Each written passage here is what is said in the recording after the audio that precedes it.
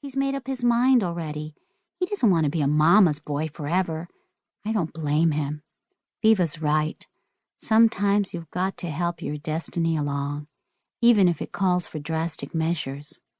Father says the army will do Toto good, make a man out of him and all that shit. But what's available to make a woman a woman? If I could, I'd join up with something too, except I don't know who would have me. I'm too young to belong to anything except the 4-H club, and forget about that.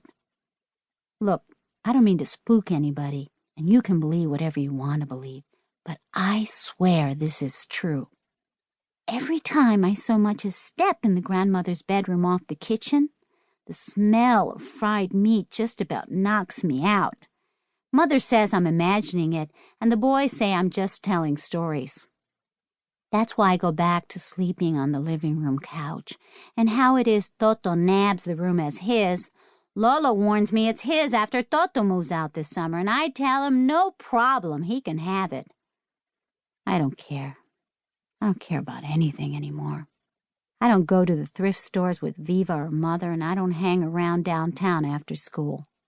Viva makes me sick. And Mother's never been on my side about anything. I can't explain it except to say they don't even know who the hell I am. This is what hurts me the most. Viva too wrapped up in Zorro, and Mother too wrapped up in Toto. I don't mean to come off sounding like Eeyore, but it's the truth. Father would like to think me and Mother are friends, but what kind of friend can't hear you when you're talking to her? I'm tired, that's all. I blame Mother with her crazy projects. Mother who insists we fix the back apartment and get it rented. But who's going to fix it?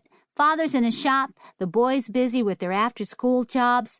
That leaves me and Mother battling dust and decay, the house like a big bully taking our puny blows, watching and laughing at us. I can't live like this is all I'm saying. And I don't expect it. When I'm alone. When I don't want it to. The grandmother comes and gets me. When I shut my eyes, a furious heat behind the sockets, deep inside my head from somewhere I can't even pinpoint, like light or a dance or a tattoo needle, because there's no name for what I'm naming. And it's like a doorbell or a fire alarm without a sound. It comes, and if I will it not to, it rolls in even stronger like a wave.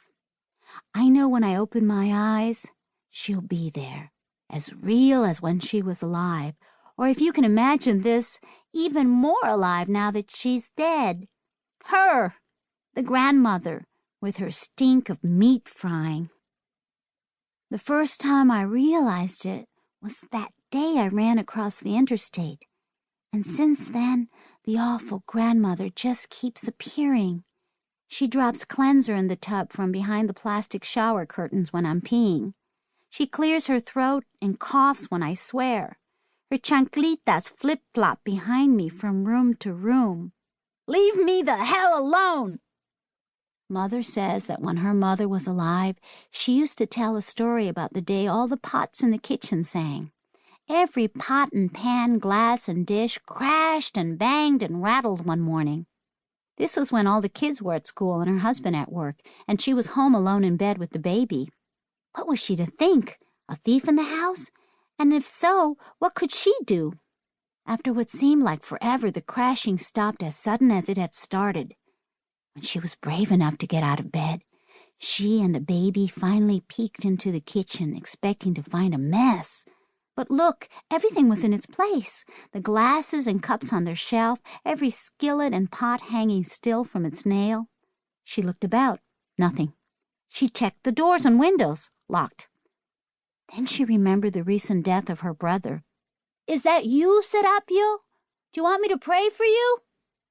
Because over there they believe if somebody dies but hasn't settled his business on earth, their spirit hangs around, tied to the world of the living, rattling dishes or leaving a door open just to tell you they've been there. That's why I think the awful grandmother, who couldn't let go of everyone else's life when she was living, can't let go of this life now that she's dead. But what does she have to do with me?